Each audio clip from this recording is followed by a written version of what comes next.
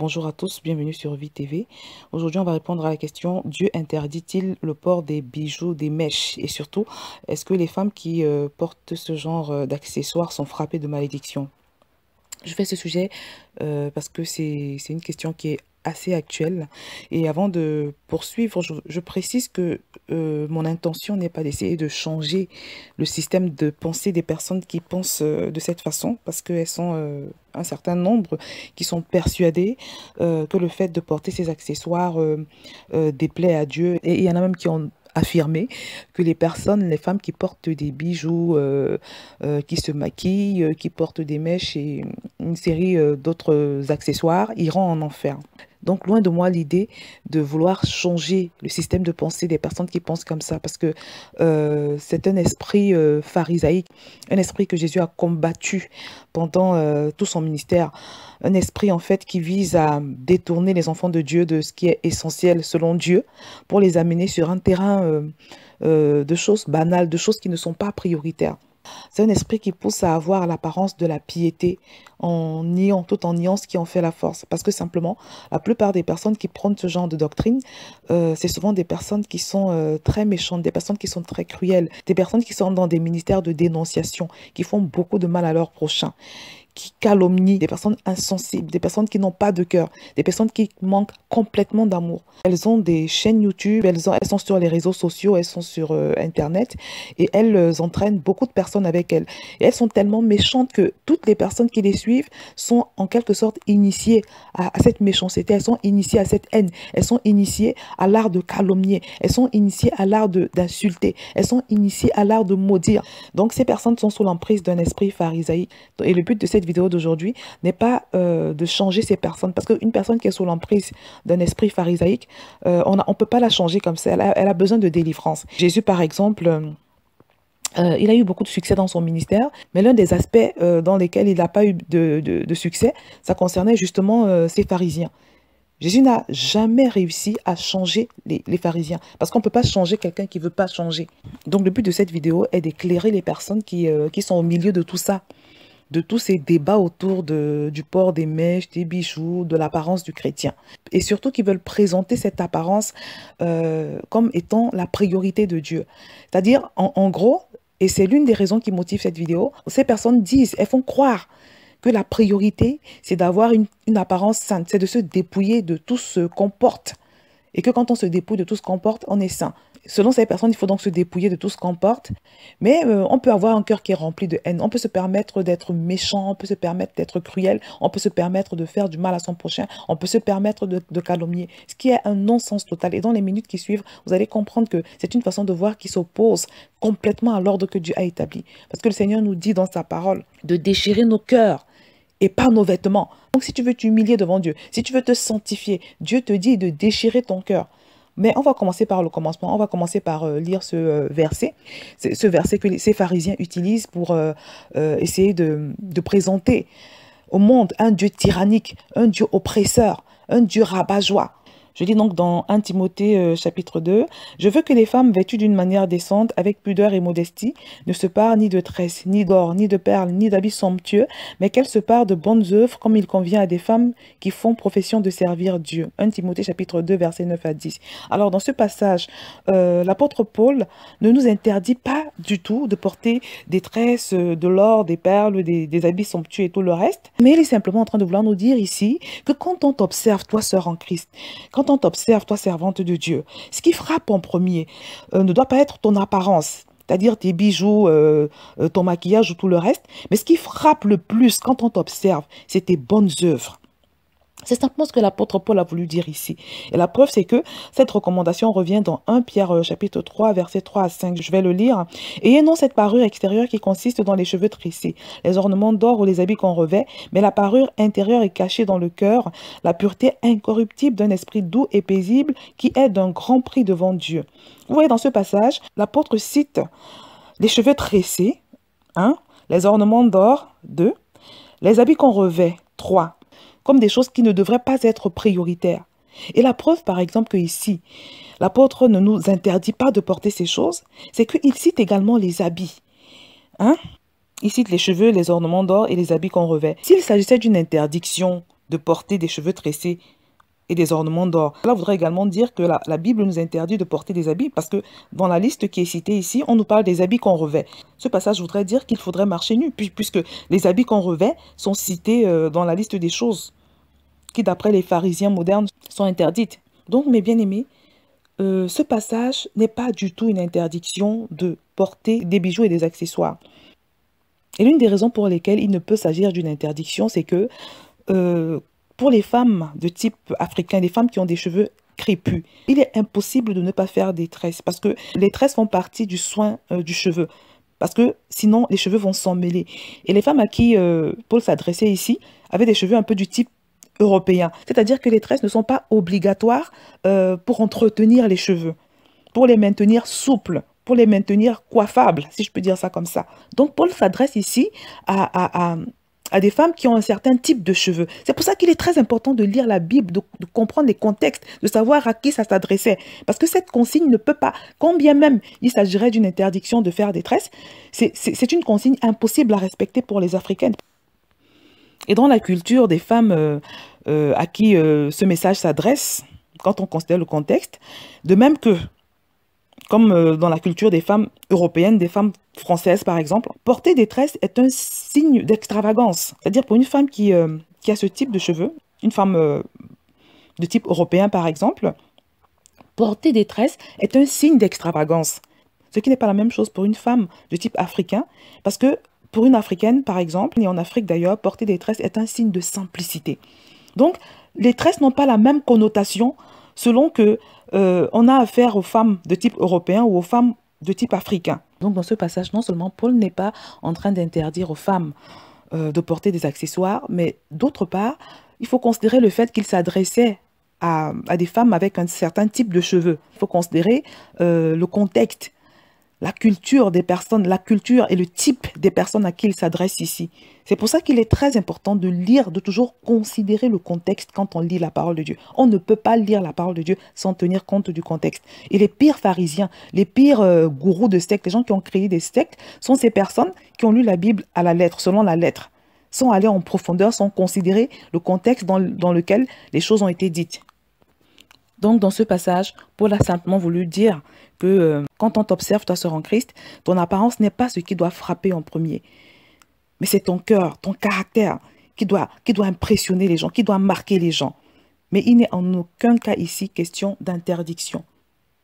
Vous savez, c'est un peu comme dans Jean chapitre 6 au verset 27, où Jésus nous dit « Travaillez non pour la nourriture qui périt, mais pour celle qui subsiste pour la vie éternelle et que le Fils de l'homme vous donnera. » Ici, Jésus n'est pas en train d'interdire aux gens de travailler, parce que la même Bible, quand on lit la Bible dans son entièreté, ce que je recommande toujours, qu'il faut toujours voir tous les autres versets de la Bible qui parlent d'un sujet avant de se faire une opinion. Quand on considère la parole, on se rend compte que Dieu ne peut pas être dans ce passage en train de nous interdire de travailler, parce que simplement, la même parole de Dieu nous dit que l'homme travaillera à la sueur de son front. Tu dois travailler pour gagner ton pain quotidien. Donc ici, Jésus n'est pas en train de nous interdire de travailler pour gagner notre pain quotidien, mais il est en train de nous faire comprendre que le travail spirituel, l'investissement, le fait de s'investir pour les choses spirituelles est prioritaire en réalité par rapport au travail qu'on fait pour gagner de l'argent. Donc c'est très important vraiment de lire la parole de Dieu avec la sagesse du Saint-Esprit, avec le discernement. Et surtout, comme je le dis toujours, de considérer tout ce que les autres passages de la Bible disent à ce sujet. Donc Dieu n'interdit pas les bijoux et les autres accessoires et on va le voir. Dans Genèse chapitre 24, verset 22, quand Sarah, la femme d'Abraham, est décédée et que Abraham a voulu que son fils se marie, il a envoyé un de ses serviteurs chercher une femme pour son fils. Et la parole de Dieu nous dit, dans Genèse chapitre 24, au verset 22, que quand Dieu a montré au serviteur d'Abraham la femme qu'il destinait pour Isaac, le fils d'Abraham, le serviteur d'Abraham lui a remis des bijoux. Je vais le lire d'ailleurs dans Genèse chapitre 24 au verset 22. Quand les chameaux eurent fini de boire, l'homme prit un anneau d'or du poids d'un demi-cycle et 2 bracelets du poids de 10 cycles d'or. Et on sait que Rebecca a porté ces bijoux parce que plus loin on peut lire que Rebecca avait un frère nommé Laban et Laban courut vers cet homme, vers l'homme près de la source. Il avait vu l'anneau et les bracelets aux mains de sa sœur. Dans ce passage, Abraham avait prié pour que Dieu lui montre la femme de son fils. Et quand le serviteur d'Abraham a trouvé la femme en question, il lui a offert des bijoux. Dans Jérémie chapitre 2, verset 32, on peut également voir le Seigneur dire ceci, je lis la parole de Dieu. La jeune fille oublie-t-elle ses ornements, la fiancée sa ceinture. Dans la version, second 21, on peut lire, la jeune fille oublie-t-elle ses bijoux ou la fiancée sa parure. C'est plus précis encore dans cette version. Donc, quand on lit ce passage, et je précise que c'est Dieu qui parlait ici, on considère que pour Dieu, il n'est pas normal qu'une jeune fille se promène sans ses ornements. Il n'est pas normal qu'une jeune fille ne s'apprête pas. Il n'est pas normal qu'une jeune fille se néglige. Il n'est pas normal qu'une jeune fille se prive de toutes ces choses. Parce que c'est écrit dans la Bible. Hein. Ce n'est pas la peine de me fusiller, de me mettre des commentaires. C'est Dieu lui-même qui parlait. C'est vrai que c'est une image qu'il emploie quand on lit le contexte où il le dit. Mais il dit bien, la jeune fille oublie-t-elle ses bijoux? La fiancée, sa parure. Moi, quand je lis ce passage, je comprends que pour Dieu, une femme normale, c'est une femme qui se pare. Une femme normale, c'est une femme qui porte ses bijoux. Une femme normale, c'est une femme qui se fait belle. Donc vraiment, cette doctrine d'interdiction des bijoux et autres n'est rien d'autre qu'un commandement humain. Un péché inventé par des esprits religieux, par des hommes qui sont habités d'un fort esprit religieux, d'un fort esprit pharisaïque. Je voudrais également préciser que les choses extérieures ne souillent pas l'homme. On va le voir dans Matthieu chapitre 15. Un jour, Jésus était avec ses disciples, il allait prendre un repas. Et quand les pharisiens ont vu que les disciples de Jésus allaient prendre le repas sans se laver les mains, ils en ont fait le reproche à Jésus. Et voilà ce que Jésus a répondu. Matthieu chapitre 15, verset 8. « Ce peuple m'honore des lèvres, mais son cœur est éloigné de moi. C'est en vain qu'il m'honore en enseignant des préceptes qui sont des commandements d'hommes. » Ayant appelé à lui la foule, il lui dit, écoutez et comprenez, ce n'est pas ce qui entre dans la bouche qui souille l'homme, mais ce qui sort de la bouche, c'est ce qui souille l'homme. Ne comprenez-vous pas que tout ce qui entre dans la bouche va dans le ventre, puis est jeté dans les lieux secrets, mais ce qui sort de la bouche vient du cœur, et c'est ce qui souille l'homme. Car c'est du cœur que viennent les mauvaises pensées, les meurtres, les adultères, les impudicités, les vols, les faux témoignages, les calomnies. Voilà les choses qui souillent l'homme. Mais manger sans s'être lavé les mains, cela ne souille point l'homme. Mais bien aimé, Jésus a été clair dans ce passage.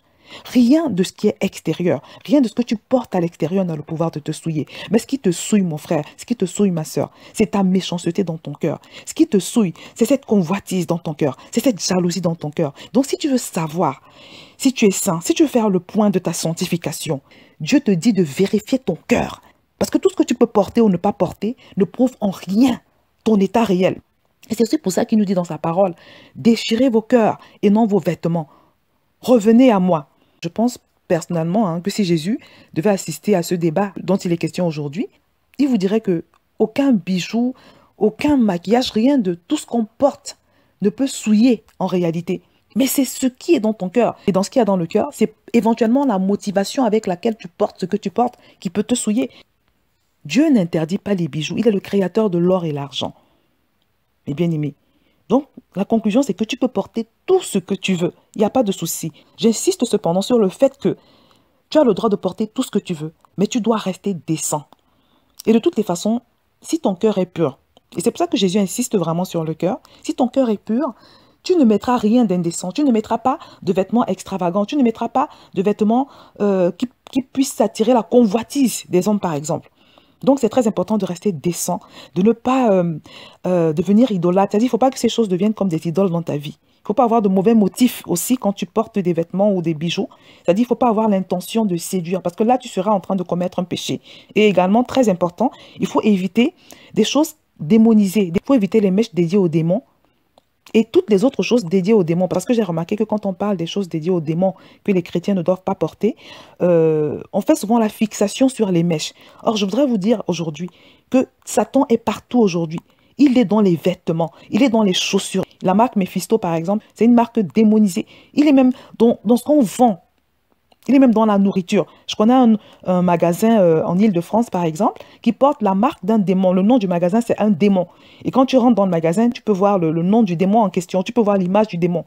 Et les gens, ils ne font pas attention. La plupart des gens, ça provient, c'est une grande ligne de magasin, en fait. Donc, Satan est partout. La Bible nous dit que le monde entier est sous le contrôle du malin. Ce n'est donc pas la peine de faire une fixation sur les mèches. Je vous assure qu'il y a des parfums, par exemple, qui portent des noms de démons. Il y a des chaussures, comme je l'ai dit. C'est partout, dans tous les objets que tu achètes. Si tu fais pas attention, tu vas te retrouver avec un objet qui a été dédié à Satan. Donc, ce qu'on peut faire par rapport à ça, c'est prier simplement, parce que la parole de Dieu nous dit que tout est sanctifié par la prière. Tout est sanctifié également par la parole de Dieu. Donc, ce que tu dois faire, c'est rendre grâce à chaque fois que tu achètes une chose et prier. Tu dois prier pour sanctifier ce que tu achètes. Tout ce que tu achètes, pas seulement les mèches. En ce qui concerne le cheveu, est-ce qu'il faut le garder naturel ou pas? Moi, je propose, je suggère de garder ses cheveux naturels parce que c'est ce qu'il y a de mieux. D'une manière générale, ce qui est naturel est toujours ce qu'il y a de mieux. Personnellement, je mets souvent des rallonges, ce qui est un choix que j'assume pleinement. Si je mets des rallonges, c'est uniquement par souci de gagner du temps. Parce que tout le monde n'a pas toujours le temps de faire tout ce travail qu'il y a autour du soin qu'il faut apporter aux cheveux naturels. Donc, mon temps est très précieux, mon temps est limité. C'est uniquement pour ça que je mets des rallonges. Mais moi, je conseille à toutes les jeunes filles de garder leurs cheveux naturels. Gardez vos cheveux naturels. Mais si vous mettez des rallonges, ce n'est pas un péché. Le péché de porter des mèches est un péché inventé. Évite cependant les mèches dédiées aux démons, comme je l'ai dit. Donc, mes sœurs, on n'est pas plus spirituel parce qu'on a ses cheveux naturels, parce qu'on ne porte pas de mèches, de bijoux et tout le reste. Non. Et surtout, arrêtons de stigmatiser Dieu. Dieu n'est pas un oppresseur, ni un esclavagiste, ni un tyran. Dieu veut que tu te fasses belle. Et on l'a vu dans Jérémie tout à l'heure. Et surtout, il ne faut pas tomber dans le piège de ces pharisiens modernes qui élèvent la sainteté extérieure au-dessus des valeurs essentielles de Dieu, comme l'amour, par exemple. Il ne faut pas tomber dans ce piège, parce que ça, c'est vraiment la pire des choses. De privilégier l'extérieur par rapport à l'intérieur. La plus grande valeur pour Dieu, c'est l'amour. Et si tu n'as pas l'amour, tu peux faire toutes les autres choses. Dieu te dit que tu n'es rien. Donc, ne tombez pas, je le redis, dans ce piège de travailler à tout ce qui concerne l'extérieur en négligeant ce qui en fait la force. Parce que la parole de Dieu nous dit que ces personnes ont l'apparence de la piété, mais elles nient ce qui en fait la force. Elles ont l'apparence de la sainteté, elles déchirent leurs vêtements, elles brûlent leurs bijoux, mais le cœur reste méchant. Parce que la preuve, c'est que la plupart des personnes qui prônent ce genre de doctrine de se débarrasser des bijoux et tout le reste, elles sont souvent remplies de beaucoup de méchanceté. Il suffit de voir leurs publications sur les réseaux sociaux. Il suffit de voir comment elles fusillent les autres, comment elles critiquent les autres, comment elles calomnient les autres, comment elles en font carrément tout un ministère qu'elles appellent ministère de dénonciation. Donc on va voir ce que Jésus pense de ces personnes qui mettent la sainteté extérieure, l'apparence en avant par rapport à l'amour. On va lire rapidement et on va terminer sur ce verset. Malheur à vous, scribes et pharisiens hypocrites, parce que vous nettoyez le dehors de la coupe et du plat, et qu'au-dedans, ils sont pleins de rapines et d'intempérance. Pharisiens aveugles, nettoie premièrement l'intérieur de la coupe et du plat, afin que l'extérieur aussi devienne net. Malheur à vous, scribes et pharisiens hypocrites, parce que vous ressemblez à des sépulcres blanchis, qui paraissent beaux au dehors, et qui au-dedans sont pleins d'ossements de mort et de toute espèce d'impureté. Vous de même, au dehors, vous paraissez juste aux hommes, mais au-dedans, vous êtes pleins d'hypocrisie et d'iniquité. Tout est dit dans ce verset. Dieu nous demande de purifier d'abord nos cœurs, de nettoyer l'intérieur. On a vu Jésus tout à l'heure s'adresser aux pharisiens, en leur disant de commencer par purifier leur cœur. Dans ce passage également, il dit nettoyer premièrement l'intérieur et l'extérieur aussi sera pur. Donc c'est ce que tu dois faire, ma sœur. Commence par purifier ton cœur. Commence par sanctifier ton cœur. Et cela sera plus facile si tu as une relation avec Dieu. Parce que c'est le plus important en fait dans la vie spirituelle. La chose la plus importante, ce n'est pas d'enlever ses boucles, d'enlever son maquillage. La chose la plus importante, la plus prioritaire vraiment, c'est que tu commences par avoir une relation avec Dieu. C'est son but, c'est son désir le plus ardent. Il dit que le plus grand commandement, c'est que tu l'aimes de tout ton cœur. Donc c'est ce que Dieu veut. Il veut que tu l'aimes de tout ton cœur. Il veut devenir prioritaire dans ta vie. Il veut avoir le premier rang, la première place. Il veut que tu le connaisses intimement, que tu puisses avoir une communion avec lui. C'est quand tu as une communion avec Dieu que lui-même il te sanctifie et que tu commences à discerner spontanément tout ce qui déplaît à Dieu. Que tu commences à marcher avec lui dans la véritable sainteté, la sainteté selon Dieu. Cette sainteté qui n'est pas le fruit d'une obligation, mais de la conviction que le Saint-Esprit met dans ton cœur. Parce que quand tu marches véritablement dans la communion avec Dieu, plus tu avances dans cette communion, tu te rends compte que progressivement, tu commences à haïr les choses que Dieu est et à aimer les choses que Dieu aime. Donc l'enjeu, ce n'est pas de déchirer nos vêtements comme on l'a vu dans le passage tout à l'heure, mais l'enjeu, c'est de commencer par déchirer notre cœur, par nous humilier devant Dieu, par entrer en relation avec lui. Et de cette façon, nous pourrons marcher avec Dieu et lui être véritablement agréable. Je vais m'arrêter là pour aujourd'hui et je te dis à très bientôt sur VTV.